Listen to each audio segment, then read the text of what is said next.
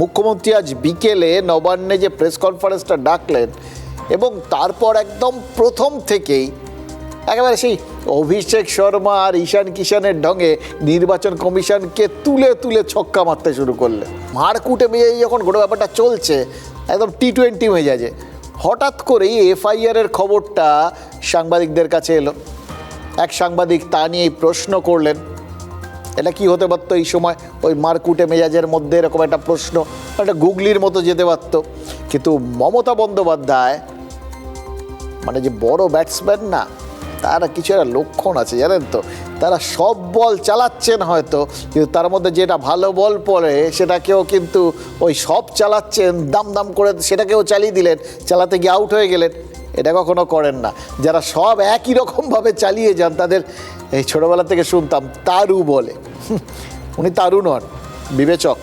সুতরাং ঠিক জায়গায় উনি ব্যাট চালালেন না, রক্ষণ করলেন, ডিফেন্স করলেন। কৌতূহল হচ্ছে যে এই প্রশ্নটার জন্যেই কি উনি অপেক্ষা করছিলেন বলুন তো? মনে হচ্ছে জানেন তো, পুরো ব্যাপারটা দেখে মনে হলো একটা মানসিক প্রস্তুতি ছিল যে এইরকম একটা বল আসবে, এবং তিনি তার আগে যেটা করলেন লোকজনের মেজাজকে অন্যদিকে নিয়ে গেলেন, নিজের বক্তব্য বলে দিলেন এবং নির্বাচন কমিশনকে ওইভাবে আক্রমণ করার মধ্যে দিয়ে যাবতীয় দায় দায়িত্ব সব তাদের ওপর চাপিয়ে দিলেন, দোষারোপ করে দিলেন। সেটা নিয়ে লোকে যখন আলোচনায় মেতে উঠছে এবং একটা মানসিক প্রস্তুতি ঠিক হয়ে গেছে, মানে সবার মধ্যেই এটা এত এরকম কথাগুলো মুখ্যমন্ত্রী অভিযোগ করছে, এর একটা তো মনের মধ্যে গেঁথে যায়। এবার সেই একটা প্রেক্ষাপট তৈরি করে যখন এই প্রশ্নটা এলো তখন তিনি সেটাকে আস্তে করে রক্ষণ করে দিলেন, যাতে এটার অভিঘাতটা কম লাগে আর কি, এরকম ব্যাপার আর কি। এবার খেয়াল করে দেখুন এটা কেন বলছি।